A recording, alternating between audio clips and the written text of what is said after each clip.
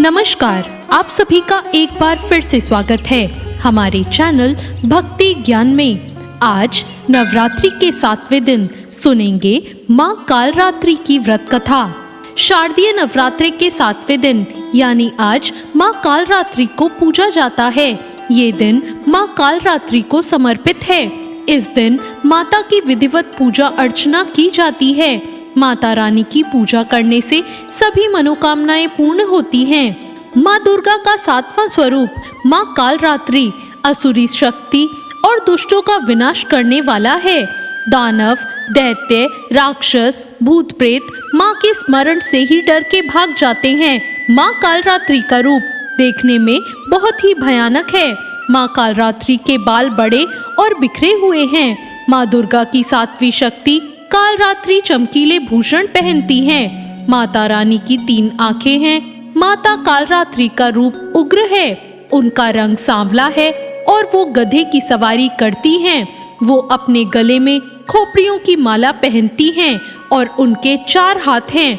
आइए जानते हैं माता कालरात्रि की कथा। जब शुंभ और निशुंभ और रक्तबीज जैसे राक्षसों ने तीनों लोकों में हाहाकार मचा दिया, तब सभी देवता इससे चिंतित होकर शिव जी की शरण में गए और उनसे सृष्टि की रक्षा के लिए प्रार्थना करने लगे। भगवान शिव ने माता पार्वती को भक्तों की रक्षा के लिए दैत्य का वध करने को कहा। शिव जी की बात मानकर माता ने दुर्गा का रूप धारण कर शुंभ निशुंभ का वध कर दिया। जब माँ दुर्गा ने रक्त बीज दानव को मौत के घाट उतारा तो दैत्य के शरीर से निकले रक्त से लाखों की संख्या में रक्त बीज उत्पन्न हो गए।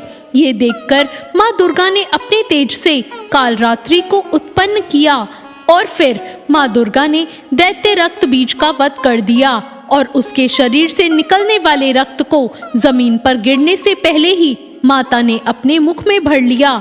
इस तरह माँ दुर्गा ने दैत्यराज के सभी रूपों का गला काटते हुए उनका वध कर दिया। या देवी सर्वभूतेषु माँ कालरात्रि रूपेण संस्थिता नमस्तस्यै नमस्तस्यै नमस्तस्यै नमो नमः। देवी कालरात्रि को कुमकुम से पहले तिलक करें। इसके बाद लाल मौली, गुड़हल और रात रानी के फूल चढ़ाएं। अंत में माँ कालरात्रि की आरती करें। फिर भोग में माता रानी को गुड़ का भोग लगाएं। इस दिन विधि विधान से पूजा करने से माँ कालरात्रि बेहद प्रसन्न होती हैं। भक्त सप्तमी के दिन देवी को श्रृंगार भी चढ़ाते हैं, जिसमें सिंदूर, काजल, कंघी, बालों का तेल और अन्य चीजें शामिल होती हैं। देवी की पूजा करने से ग्रहों के दुष्प्रभाव खत्म होते हैं और सभी के जीवन में खुशियां आती है। देवी अपने भक्तों की सभी मनोकामनाएं पूर्ण करती हैं और उनकी सभी बाधाओं को दूर करती हैं। माँ कालरात्रि को गुड़ का भोग लगाकर उसे ब्राह्मण को दान करने से शोकों से मुक्ति मिलती है। सभी प्रकार के संकटों से भी रक्षा होती है।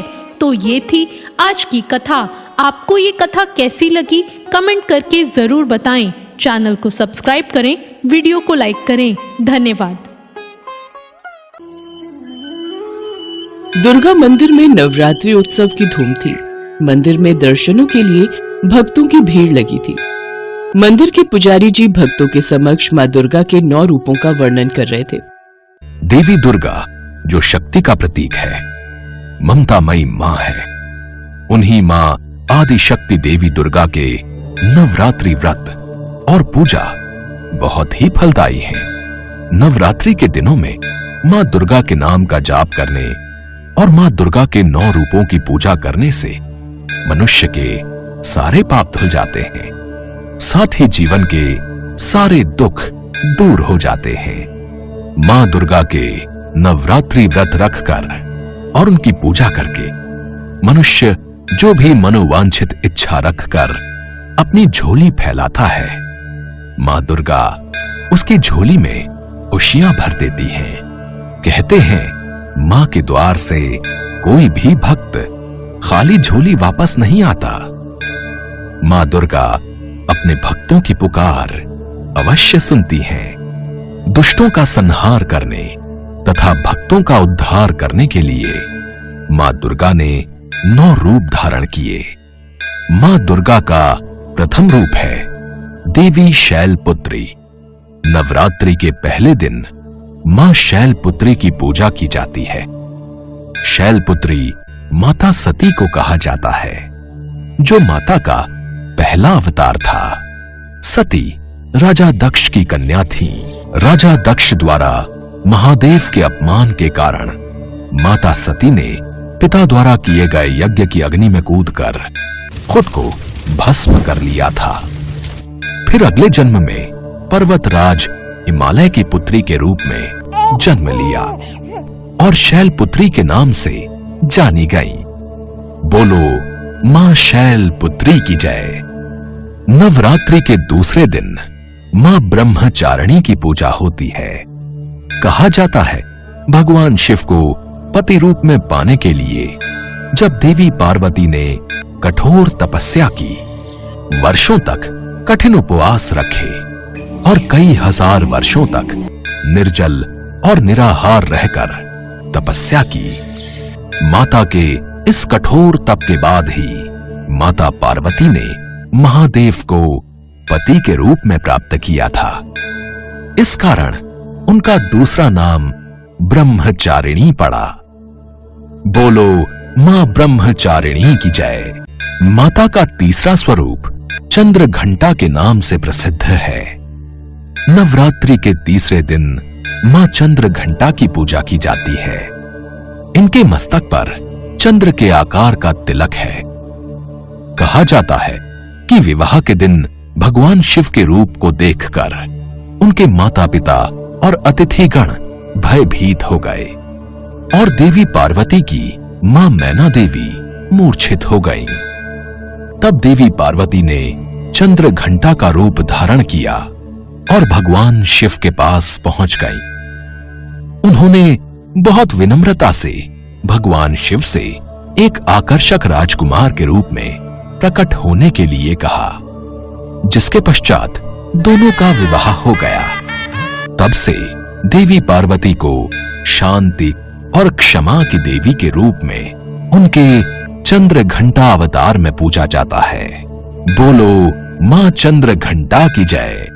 नवरात्रि का चौथा दिन माता कूष्मांडा को समर्पित माना गया है, जिनमें ब्रह्मांड को उत्पन्न करने की शक्ति व्याप्त हो।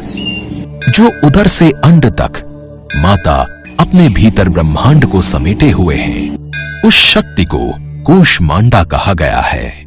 माता शक्ति स्वरूपा है, इसलिए उनका एक नाम कूष्मांडा है। बोलो मां कूष्मांडा की जय। कार्तिकेय माता पार्वती के पुत्र हैं, जिन्हें स्कंद के नाम से भी जाना जाता है। जो स्कंद की माता हैं, वो स्कंद माता कहलाती हैं।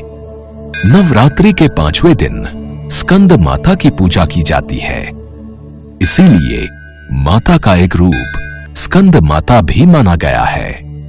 बोलो स्कंद माता की जय। नवरात्रि के 6ठे दिन माता कात्यायनी की पूजा की जाती है। ऋषि कात्यायन मां आदि शक्ति के परम भक्त थे। इनकी इच्छा थी कि देवी उनकी पुत्री के रूप में उनके घर पधारे। इसके लिए ऋषि कात्यायन ने वर्षों कठोर तपस्या की।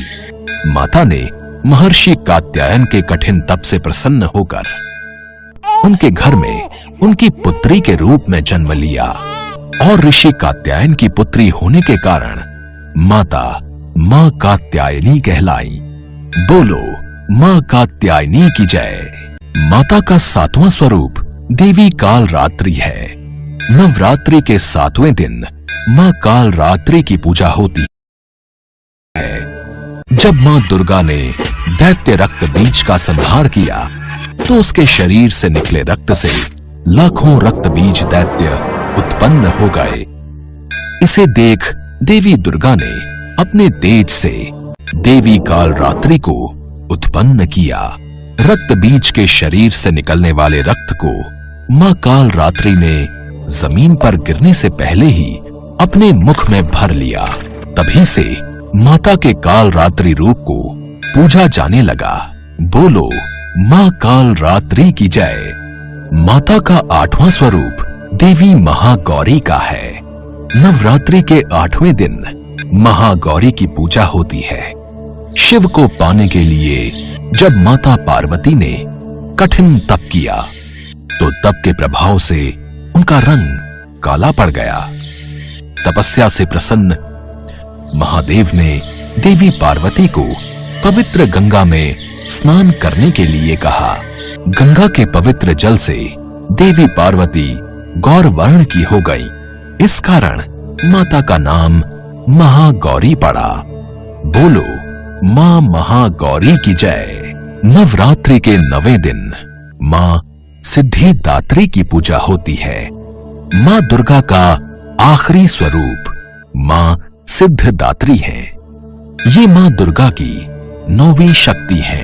पुराणों के अनुसार भगवान भोलेनाथ ने भी सिद्धिदात्री की कृपा से ही समस्त सिद्धियों को प्राप्त किया था। इसी कारण वे जगत में अर्धनारीश्वर नाम से प्रसिद्ध हुए। मां सिद्धिदात्री की उपासना करने से भक्तों की सभी इच्छाएं पूर्ण होती हैं। इनकी पूजा करने से यश, धन और बल की प्राप्ति होती है।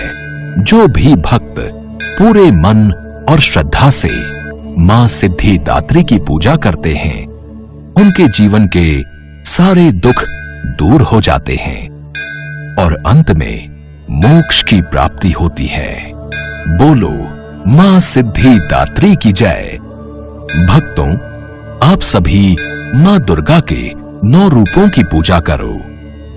दुखियों की सहायता करो, गरीबों को दान पुण्य करो, सदैव सत्कर्म करो, कभी भी किसी से ईर्ष्या मत रखो, सदैव प्रेम से रहो और अच्छाई के मार्ग पर चलो, तो आप सब भक्तों को मां का आशीर्वाद अवश्य प्राप्त होगा। जय मां दुर्गा। सभी भक्तों ने भी पुजारी जी के साथ मां दुर्गा के नाम का जयकारा लगाया। मां दुर्गा के नाम के जयकारे से पूरा मंदिर गूंज उठा।